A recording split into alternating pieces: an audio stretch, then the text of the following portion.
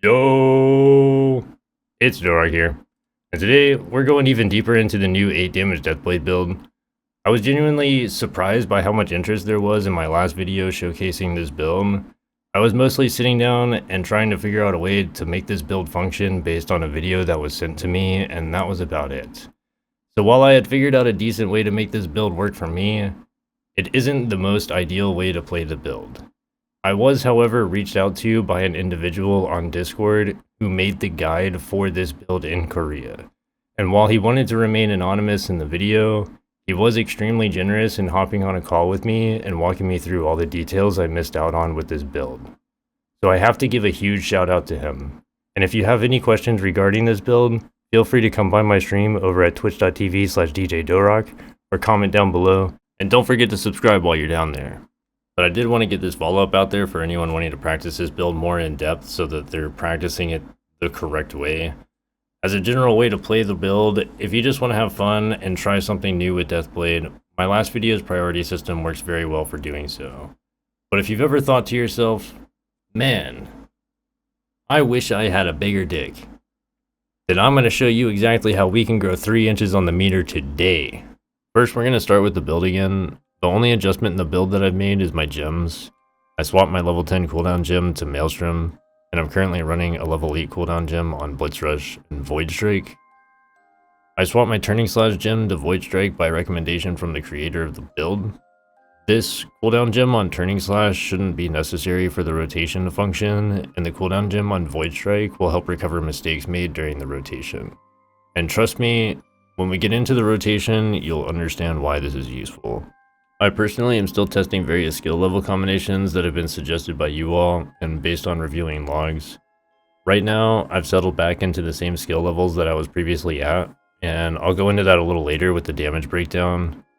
There's also been some talk about a requirement of a level 10 cooldown gem for Maelstrom. This isn't necessarily true either. There is, however, going to be a minimum of a level 8 cooldown gem for Maelstrom and Blitz Rush though. But if you're running this build, I would personally aim to have the Maelstrom gem at level 9 when it's reasonable for you to do so. And that's because of the rotation. Now, this rotation will absolutely melt some people's minds for a minute, so we're going to break this down into several digestible pieces for you. We're going to start with what I would consider to be the most important piece of the rotation, the actual rotation. This will be the moveset that you ultimately cycle through before reaching back at the start of the rotation. The entire rotation is going to take around 40 seconds to cycle through, but this is done in several smaller subsets of skills. The timings on this rotation can also be incredibly tight, so I'm personally going to break this down by the set of skills used during a single Maelstrom duration. The timing on this rotation is essentially revolving around Maelstrom being active, and it has pre-planned moments of Maelstrom downtime in order to maximize the efficiency of the meter generation from it. This is also why you shouldn't run Raid Captain, because your ideal uptime with Maelstrom will not exceed the required uptime threshold to make Raid Captain better than Curse Doll. The start of the rotation will start with Maelstrom, Soul Absorber, Blitz Rush, Death Sentence, Turning Slash, Surge, and then you will Void Strike and Twin Shadows. This is essentially running through a Soul Absorber rotation with Maelstrom active, and we're using the same Maelstrom to generate meter in the start of our next Void Strike rotation. We'll reapply Maelstrom, Deathly Slash, and then Death Sentence, Turning Slash, Earth Cleaver, Surge, Soul Absorber, Blitz Rush, Twin Shadows, Death Sentence, Turning Slash, and then Earth Cleaver. This is finishing the Void Strike rotation we previously started, surging, and then running through a Soul Absorber rotation. You'll notice that you should lose your Maelstrom buff shortly before you surge. This is planned since our surge doesn't need Maelstrom active. We're then going to cycle through specific Void Strike and Soul Absorber rotations, starting with Maelstrom, Void Strike, Twin Shadows, Deathly Slash, Death Sentence, Turning Slash, Earth Cleaver, Surge, Soul Absorber, and Blitz Rush. This is the same concept as earlier, except we're going through a Void Strike rotation, surging, and starting a Soul Absorber rotation with the existing Maelstrom buff. We'll then reapply Maelstrom, Twin Shadows, Death Sentence, Turning Slash, Surge, Void Strike, Earth Cleaver, Deathly Slash, Twin Shadows, Death Sentence, Turning Slash, and Surge. This is finishing the previous Soul Absorber rotation and running through an entire Void Strike rotation during that Maelstrom buff. The Maelstrom buff should fall off just before surging yet again.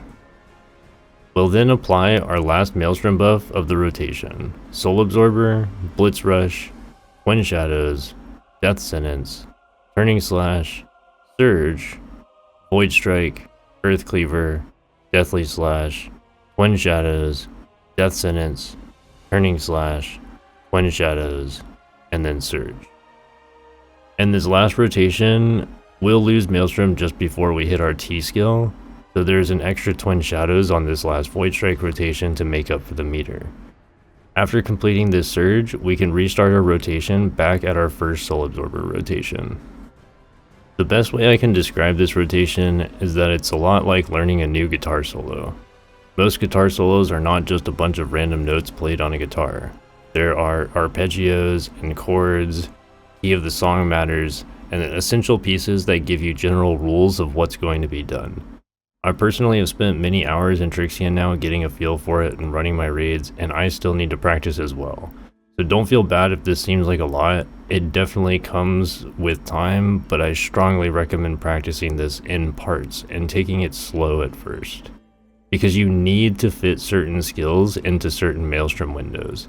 You'll most likely have to spend time in TSha just learning each Soul Absorber and Void Strike rotation so that you can run through them without thinking about it. Because again, you can't start playing Sweet Child of Mine's guitar solo your first time listening to it. You'll want to play it maybe at half speed first, and gradually increase your comfort level until you can match it. This is also why I suggest running a higher level Maelstrom cooldown gem when you can. This does help with recovery quite a bit, and that's also why we swapped the Turning Slash gem to Void Strike. This will help restart our rotation significantly faster and easier. But this is just scratching the surface with this build really, because as you might have already thought about, how the heck are you going to go through this 30-second rotation on a boss? And that's the tricky part.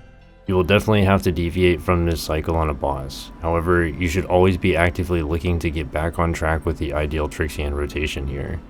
This is something that really has to be played and practiced with to get comfortable with. And this would start going into a crazy amount of scenarios here if we start going into it now.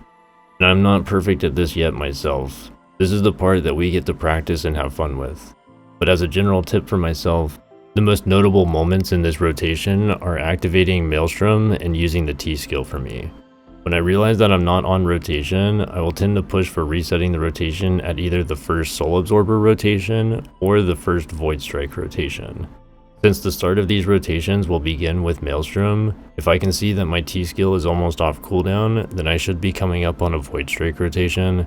However, if my T skill is far out but my Blitz Rush is soon available, I'll be looking to start for a Soul Absorber rotation. I think that recovering from the deviations will require a video in its own, but it's something that seems to come more and more naturally as you get more and more familiar with the overall rotation. So again, practice makes perfect here. There is one more component to this rotation though that may be considered fairly important, and that's going to be your opener. I'm going to assume that if you made it this far in the video, then you obviously stimulant before every boss, you parse junkie. So let's talk about the opener when you already have full meter. This opener will get you 2 T skills and 3 surges in a 10-second window.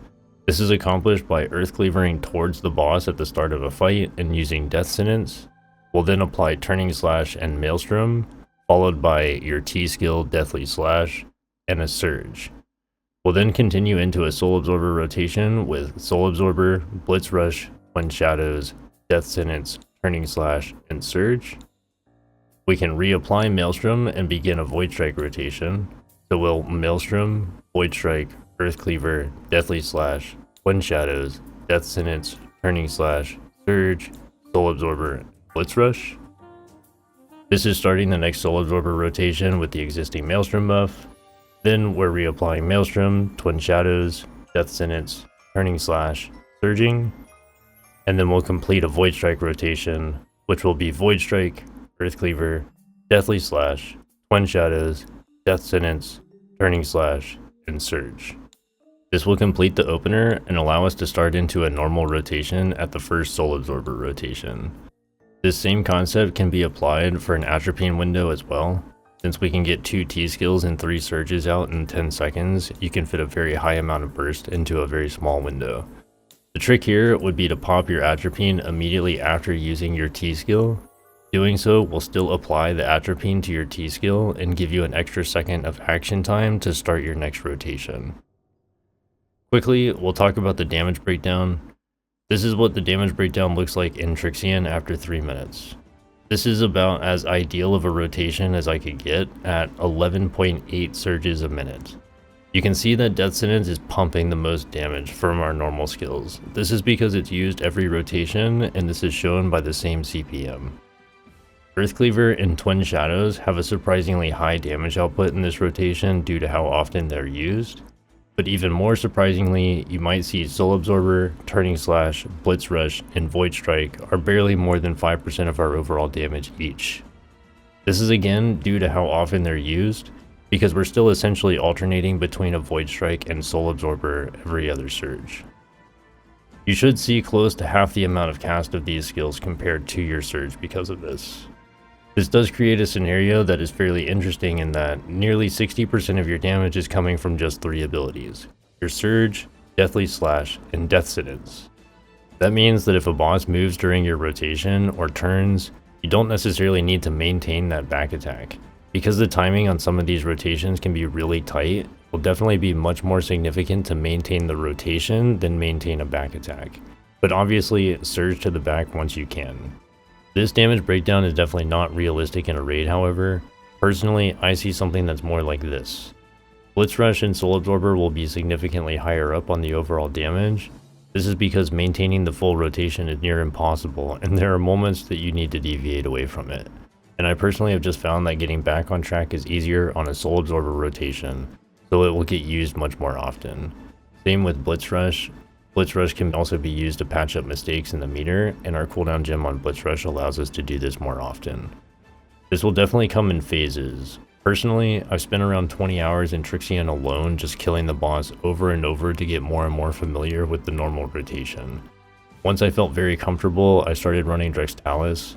I ran a lot of Drextalis, and getting more and more comfortable with running the rotation on a moving target and using the opener. I can tell you that my DPS did decrease briefly as I spent more time thinking about what skills to use. However, as the runs went on, I had to think significantly less, and the DPS increase absolutely skyrocketed. When I started running Drextalis, keeping this rotation in mind, I was averaging around 300 to 310 million DPS, just joining random pug lobbies, and I only have Firecard 18 set. After several runs, however, averaging 380 million and seeing numbers over 400 million and 420 million DPS was absolutely eye-opening. I think this build will most certainly come in waves. Much like in my last video and me just trying to figure it out, the core of this build is still more surges is more gooder. This will definitely come off as a bit daunting of a rotation when initially looking at it, and this may seem like way more detailed than some people want to invest into playing. And that's totally fine. One of the best parts of this build for me has been playing Deathblade in a bit of a new way. Even just swapping right away, I was still able to put up similar or even slightly better numbers than previously. So if you want to just play the build because you think it's fun, you don't necessarily need to go this in depth with it to make it viable. You can just simply focus on generating as much meter as possible and just surging. However, once you're comfortable with just generating as much meter as fast as possible and not having spin cutter, if you want to grow a few inches on the meter, you'll definitely want to start min-maxing this rotation. And that's why I wanted to get this video out a bit faster. So if you thought about swapping over and want to take this to the next level, I want you to be practicing the right stuff. And I didn't mention mana in my last video. You might have noticed that I was running out of mana in some of the clips in my last video. This only happened if I didn't eat mana food, and you will most likely need mana food in raids. However, if you learn the rotation and can stay on the rotation well, then mana becomes much less of a problem as long as your support has good buff uptime. The last thing that I want to cover in this video is resetting Maelstrom and Twin Shadows stacks. This is something that I just personally never thought about, but will definitely come in handy when learning the rotation or needing ways to get back onto the rotation. There are points in your rotation where you may have the opportunity to force reset your stack on Maelstrom or Twin Shadows. This will be done when the cooldown of the stack is about to reset as Surge is becoming available. You can wait for the cooldown of Maelstrom or Twin Shadows to give you the stack, and then Surge in order to reset the cooldown on generating the next stack at a much greater amount of cooldown reduction. But I have to say, thank you guys so much. The support on the videos has been awesome, and I just want to say that I really appreciate it. I don't think that anyone with my channel size would expect more than a few views on a video, so to have so many people engaging with my content has been kind of unreal. I know for me personally, this build has really been a breath of fresh air for Deathblade, and it's been exciting helping get this information out and test it. Because I had no idea how well put together this actually was. It can be hard sometimes being on global to interact with what goes on into these builds. I would say most people, myself included, just follow the popular community builds or copy people on Loawa without a true understanding behind it. So I'm super grateful to have a connection so close to the source reach out, and this information would definitely not have been easy to pick out from just watching a single video. And I know personally, I still have a lot of practicing to do, but this is definitely coming more and more natural as I play it, and I'm excited to see what all of you are able to do with it as well. But until the next one, dudes. Peace!